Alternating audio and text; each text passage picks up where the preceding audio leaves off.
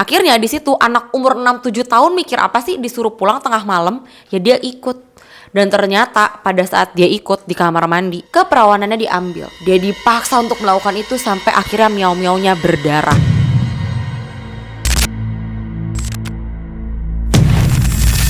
Hello everything. Kali ini markibahnya kita akan bacain kompilasi cerita sialan dari netizen gue. Yang pertama, apaan tuh kak? Ini judulnya aja udah sialan. Lo mau tau judulnya apa? Sahabatku blaem-blaem satu kasur denganku.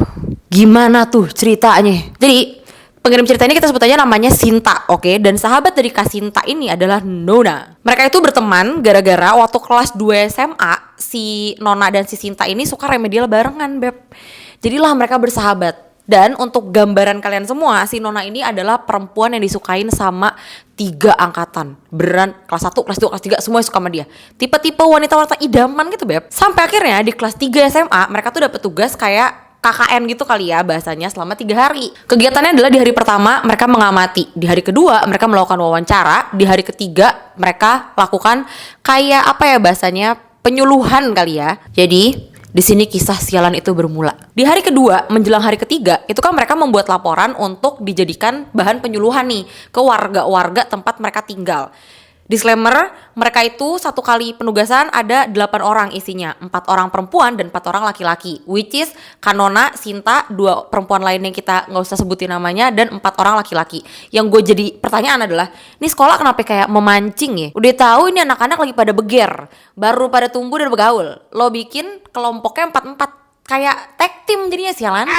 Walaupun memang di sekolah itu udah dihimbau gak boleh ada kumpul kebo. Nah jadi untuk sebuah gambaran mereka tuh berdelapan tinggal di satu rumah, tapi kayak punya orang tua gitu loh. Jadi kayak di rumah penduduk nih yang rumahnya gede-gede, mereka tuh tinggal di sana.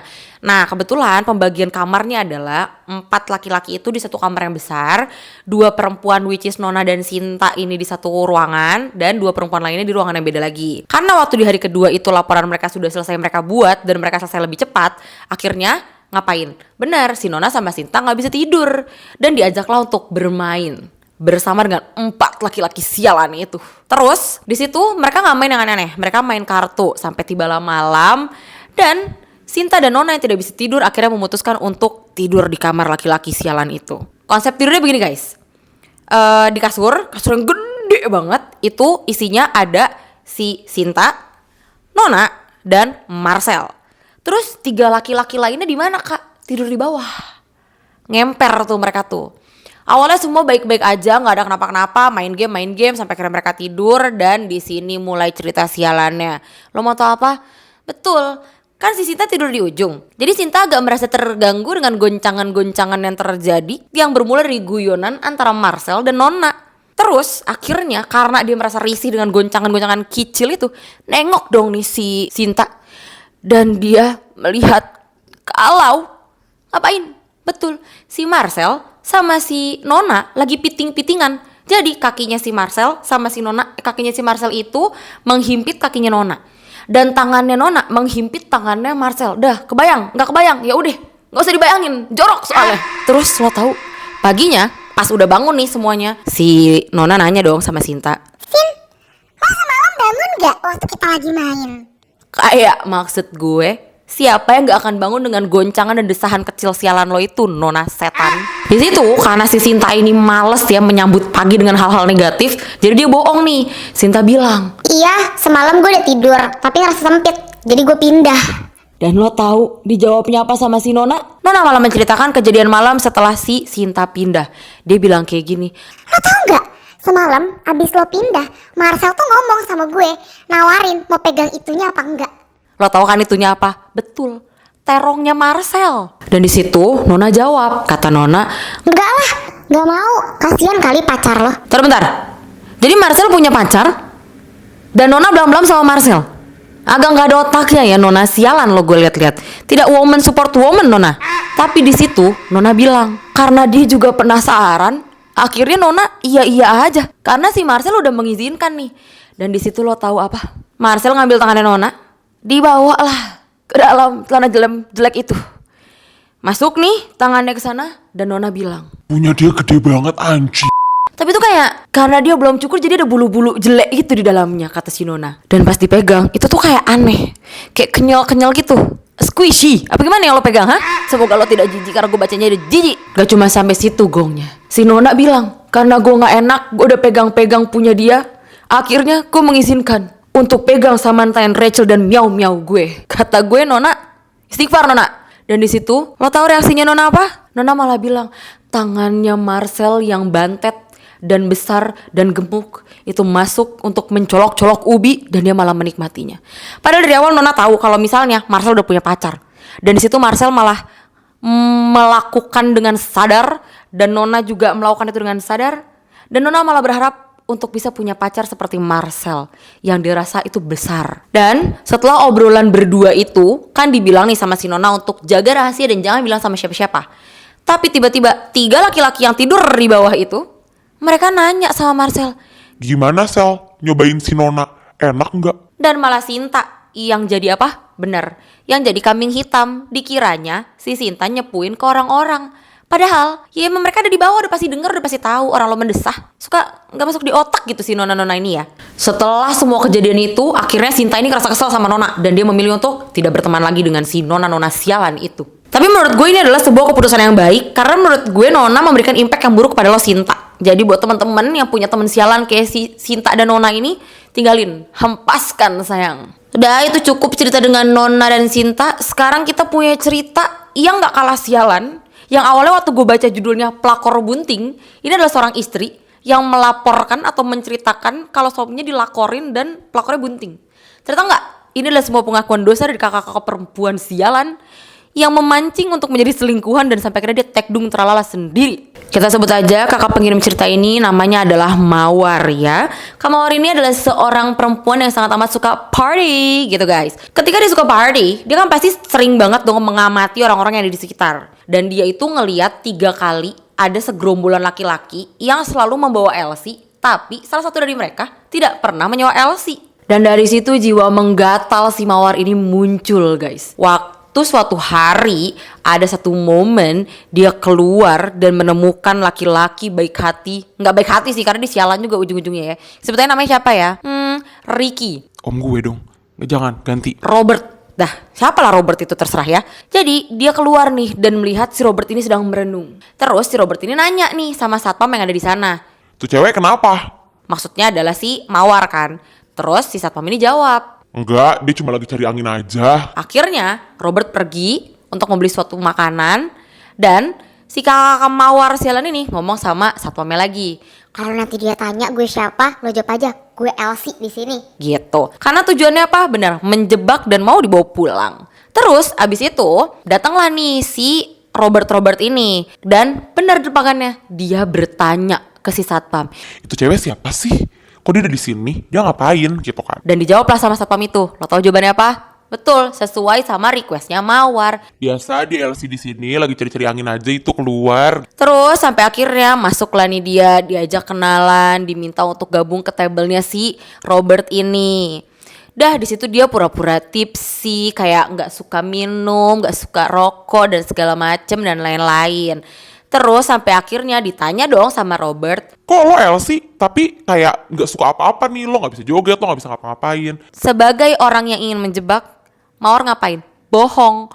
Dia bilang kalau Iya, aku dijebak nih sama teman aku, baru 5 hari jadi Elsie. Mang sialan. Padahal sebenarnya Mawar ini juga punya tabel, tapi terpisah. Terus long story short, pokoknya udah mau pulang, si Mawar ini akhirnya ke toilet lah. Dia ke toilet dan dia itu ngodein temennya buat kayak tinggalin gue, biar gue dibawa pulang nih sama nih laki gitu kan. Akhirnya Mawar ke tabelnya untuk ngambil tasnya dan mau bayar si bill tabelnya ini. Dan beraja, tetap disamperin lah sama si Robert ini. Sampai akhirnya mereka bertukar kontak. Selama kurang lebih 3 bulan setelah mereka bertukar kontak, si Robert ini tuh sering banget nge-reply story uwa-uwanya si Kamawar ini, sering ngechatin tapi gak pernah digubris sama Kamawar. Emang so cantik nih perempuan, lo yang menggatal, lo yang gak mau juga ujungnya. Apa mau lo sebenarnya, ha? Setelah semua perjuangannya Robert, sampai akhirnya Robert ini pernah ya mengusahakan si Mawar dengan dia tidak ikut lebaran dengan keluarganya Robert dan memilih untuk ke kampungnya Mawar dan ikut lebaran sama si Mawar-Mawar sialan ini. Tiba di satu momen, tiba-tiba mereka ngapain? Bener, mereka kepikiran nih, aduh pengen party, tiba-tiba craving, pengen banget party dan mereka party berdua. Dan ngapain? Bener, mabora. Dan saat mabora itu, kalian udah pasti tahu terjadi apa? Benar, mereka blaem-blaem. Setelah kejadian blaem-blaem itu, hal yang tidak diinginkan, nggak tahu sih ini Mawar lo sebenarnya mau apa nggak nih kejadian ini terjadi. Akhirnya si Mawar tekdung tralala. Dan setelah 11 bulan itu terjadi, dia mengetahui kalau ternyata Robert udah punya istri sah. Jadi dia adalah seorang pelakor. Si Mawar ini berusaha untuk ngobrol baik-baik lah sama si Robert. Sampai akhirnya Robert mengakui kalau misalnya, iya gue udah punya istri, tapi gue tuh nikah sama istri gue karena waktu itu orang tua gue tuh gak mau ngeliat gue pacaran lama-lama. Tapi ternyata setelah kita menikah, kita belum dikaruniai anak juga. Dan akhirnya rumah tangganya jadi saling menyalahkan. Ngerasa kalau misalnya si Robert ini jadinya mandul karena suka ngerokok dan alkohol. Tapi di satu sisi lain Robert yang ngerasa kayak malah ya bininya yang kenapa-kenapa gitu. Sampai akhirnya terbukti dan terjadi, Mawarnya tekdung tralala. Anak siapa? Anak Robert. Berarti yang punya masalah siapa? Pikirkan sendiri teman-teman ya. Tapi di sini Mawar ini sadar diri. Untungnya dia mawas diri. Dia ngapain? Betul, dia kabur. Dia tinggalkan Robert itu. Karena apa? Karena dia takut diviralin sama istri sahnya. Karena dia sadar mau dibawa pun si Mawar ini ke keluarganya Robert untuk membuktikan kalau nih lo lihat, gue bisa hamilin anak orang. Tapi kan dia punya istri sah. Nggak boleh, tidak baik. Jadi akhirnya Kak Mawar memilih untuk pergi meninggalkan kota tersebut dan merantau jauh karena dia takut dia viral kalau ketahuan sama istri sahnya si Robert. Tapi sebenarnya ada bagusnya sih, karena dia tetap sadar diri walaupun dia salah dan dia yang memulai. Tapi dia bertanggung jawab atas apa yang dia lakukan. Tapi gue tidak membenarkan apa yang lo lakukan ya Kak Mawar. Tapi semoga abis ini kamu bertaubat, oke? Dua cerita selanjutnya, ini mengingatkan gue sama omongan nenek gue. Dan gue tuh selalu bilang waktu dia masih hidup, dia selalu ngomong kayak gini ke gue. Kak, kamu jadi perempuan itu harus bisa menjaga dirimu sendiri. Even itu adalah keluargamu, jangan mau kamu dipegang-pegang. Dan dari sini gue sadar betul maksud dari omongan nenek gue. Karena cerita selanjutnya, ini cerita ketiga ya teman-teman ya, datang dari seorang kakak perempuan yang menurut gue ini kayak kasian sebenarnya. Lo tahu dia itu waktu itu umurnya masih 6 atau 7 tahun. Kita sebut aja nama pengirim cerita ini adalah Kak Yayang, oke? Jadi Kak Yayang ini waktu itu tinggal di rumahnya dia sebenarnya ya. Tapi waktu itu ada satu momen dia nginep nih di rumah uaknya. Dan di dalam rumah uaknya itu ada dia, Kak Yayang ini. Terus ada Eva sepupunya, ada omnya, dan ada temen omnya. Dan di sini terjadilah suatu hal sialan yang menurut gue kayak nggak pantas banget lo seorang om ngelakuin itu. Jadi si Kayayang ini itu tidurnya bareng sama Eva sepupunya. Terus tengah malam tiba-tiba si Kayayang ini dibangunin sama omnya. Diajak kemana? Ke kamar mandi. Dan di situ Kayayang nolak, kayak nggak mau. Ngapain lo ngajak gue ke kamar mandi gitu kan? Tapi omnya ngomong apa? Ya lo kalau nggak mau ikut lo pulang. Ngapain lo di sini? Kan nggak ada otaknya. Akhirnya di situ anak umur 6-7 tahun mikir apa sih disuruh pulang tengah malam? Ya dia ikut. Dan ternyata pada saat dia ikut di kamar mandi, keperawanannya diambil. Dia dipaksa untuk melakukan itu sampai akhirnya miau-miaunya berdarah. Dan sejak kejadian itu dia trauma dan dia gak mau lagi ke rumah omnya itu. Dan ya, long story short, tibalah di mana waktu itu si Kayang ini kangen lah sama Eva sepupunya. Jadi dia memutuskan untuk liburan lah ke rumah kakek nenek dari papahnya. Dan pas dia di sana kan dia nginep nih, berarti kan di situ rame dong, ada keluarga-keluarga juga. Ada lah dia ditinggal nih sama si neneknya berdua sama kakeknya doang. Dan lo tahu apa yang terjadi? Kesialan terjadi lagi. Kakeknya memperkaos Kayayang. Coba lu pikirin. Dan di situ Kayang tuh kayak mau berontak dan segala macam, dan dia cuma bisa berharap kalau si neneknya cepat pulang dari ladang dan ngegepin ini semua.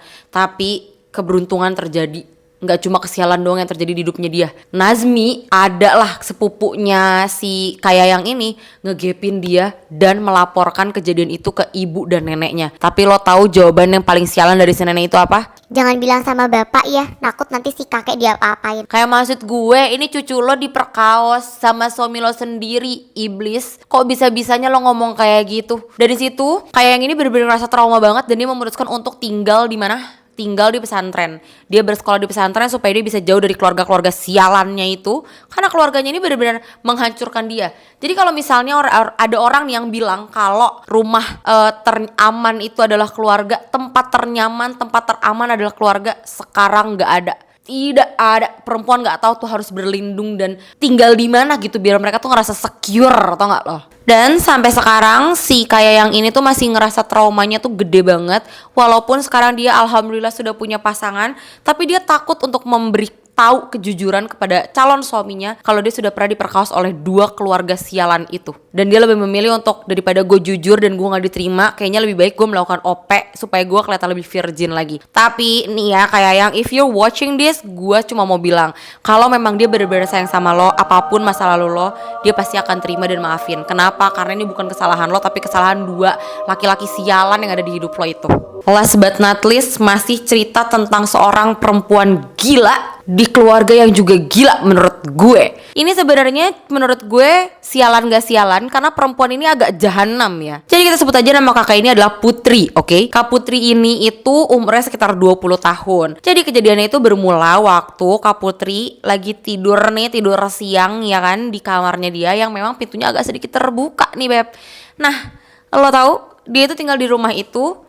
Ada omnya datang kucluk masuk ke kamarnya si Kak Putri, terus narohin mukanya dia, mendekatkan mukanya dia dengan kondisi 1 jengkal doang jaraknya ke mukanya Kak Putri. Dengan setengah sadarnya Kak Putri melihat kondisi itu, dia akhirnya buru-buru untuk ngapain? Bener, cabut. Tapi sebelum dia berhasil bangkit dari tempat tidurnya itu, si omnya udah duluan kabur dari kamar guys. Semenjak kejadian itu, hari-hari terus berjalan seperti biasanya. Sampai tiba di mana omnya jadi kayak sering banget nih ngajakin si Kak Putri ini untuk keluar. Buat pergi jalan-jalan, beli makan, jajan-jajan lucu, atau beli apapun itu. Dan dia selalu izin sama mamanya. Dan mamanya selalu mengizinkan. Kenapa? Karena yang ada di pikiran mamanya, iya kenapa juga untuk dilarang, kan dia perginya sama om sendiri. Tapi setiap kali melewati sebuah hotel, omnya selalu bilang, kita mampir yuk. dan di situ si Kak Putri ini selalu berontak dan marah. Sebenarnya ini adalah reaksi yang bagus ya, tapi jangan senang dulu, ada lanjutannya teman-teman. Di situ omnya bilang, besok tolong call aku ya, bangunin. Tapi kalau aku nggak bangun juga, kamu ke kamar aku aja bangunin langsung. Gila, gue tahu itu adalah sebuah modus yang sialan ya om-om cabul. Terus akhirnya dengan segala kebodohan Kak Putri, besoknya dia beneran. Dia ke kamar si omnya. Di situ omnya langsung mencengkram tangan Kak Putri dan bikin Kak Putri jatuh tepat di atas omnya dia sendiri. Itu dekat banget. Dan di situ omnya bilang, Udah tenang, gak apa-apa, gak akan ngapa-ngapain kok. Tapi kalau mau ngapa-ngapain juga boleh. halo, sadar itu ponakan lo sialan. Tapi dari situ entah kenapa katanya dia tidak tahu juga, dia mulai merasa jadi tertarik sama omnya sendiri. Emang gak punya otak ternyata si Kak Putri ini ya. Gila kali dia ya. Setelah kejadian itu mereka jadi sering berkontak, sering teleponan, video call. Jadi setiap kali si omnya gak ada di rumah, dia video callan kayak orang pacaran. Tapi si Kak Putri ini sadar atas apa yang dia lakukan dan dia memilih untuk menyudahi itu semua, which is good. Tapi kita punya plot twist yang lebih sialan daripada itu. Lo mau tahu apa? Setelah dia menghindar dan segala macam, ada satu momen di mana mamahnya Kak Putri ini harus pergi keluar kota dan meminta tolong kepada omnya untuk tinggal dan menemani Kak Putri. Dan di sini hal sialan itu terjadi lagi. Di mana waktu pas omnya nginep itu, sebenarnya si Kak Putri tuh udah nolak. Tapi karena dia gak punya reason yang jelas untuk menolak dan bilang ke mamahnya, jangan masukkan laki-laki sialan itu ke dalam rumah ini lagi, akhirnya yaudah terjadi. Dan pada saat malam hari, lo suzon aja gak apa-apa, suzonin diri lo, suzonin. Karena ini juga gak bisa berpikir positif tuh gak bisa. Si omnya ngapain? Omnya ketiduran di mana? Di ruang tamu, di depan TV. Si kakak ini tidur dengan kondisi menggunakan celana pendek dan pakai tank top. Terus lo tau apa? Dia lapar nih malam-malam. Dia keluarlah ke kamar itu. Dari kamar itu dong keluarnya. Dia keluar dari kamar, menuju ke dapur, mencari makanan, tidak ada makanan. Dan ternyata om itu masih ada, masih bangun. Dan om itu langsung ngapain? Benar, narik Kak Putri, disenderkannya ke tembok dan ngomong, Kamu pakai baju ini untuk godain saya ya? pede banget om, kata gue. Di situ tanpa basa-basi omnya ngapain? Bener, mencium Kak Putri dan mengambil first kiss-nya Kak Putri. Kak Putri di situ lemes banget karena kayak itu adalah first time-nya dia dan harus sama omnya sendiri gitu kan. Dan langsung omnya mengangkat Kak Putri, menggendong ke kamarnya dan cuddle. Tapi di situ Kak Putri benar-benar menikmati itu semua. Dia dianggur-anggur sama omnya sampai dipegang-pegang semua-muanya dan tangan nakal itu mulai menjalar ke miau-miaunya Kak Putri. Dia melakukan colok-colok ubi dan lo tahu omnya sampai nanya apa? Siapkan kuping kalian, oke? Karena ini akan menjijikan. Kamu mau aku jilatin apa enggak? Di situ Kak Putri shock. Dia berpikir, apa itu tidak jorok? Apa itu tidak bau? Karena ini adalah kali pertamanya dia. Tapi karena dia sangat menikmati colok-colok ubi itu, jadi dia ya udah, dia membiarkan itu, tapi dia tidak mengizinkan omnya untuk menjilat miau-miaunya. Dia juga memegang-megang terong dari omnya dan melakukan SpongeBob SquarePants. Sampai akhirnya dia kecapean dan dia ketiduran. Dengan semua yang terjadi dan kenikmatan yang ada, akhirnya mereka melanjutkan itu. Sampai akhirnya Kak Putri sadar part 2. Karena dia mulai merasa risih karena omnya mulai mengecek handphonenya dan mulai posesif banget nih ke si Kak Putri nih. Jadi Kak Putri gak bisa ngapa-ngapain. Dia mulai sadar part 2 itu, dia mulai menyueki omnya. Ditinggalkanlah omnya sampai omnya bete dan punya pacar. Dan sekarang omnya sudah bertunangan dengan pacarnya. Dan semoga setelah bertunangan dan menikah, Kak Putri ini gak balik lagi ya, sialan. Jangan ganggu hubungan itu, oke? Sudah? Oke? Itu adalah 4 cerita sialan yang bisa saya bacakan kali ini. Nanti kita akan lanjutkan kapan-kapan lagi. Jadi segitu dulu aja, kapan-kapan lagi. Love you. Mwah.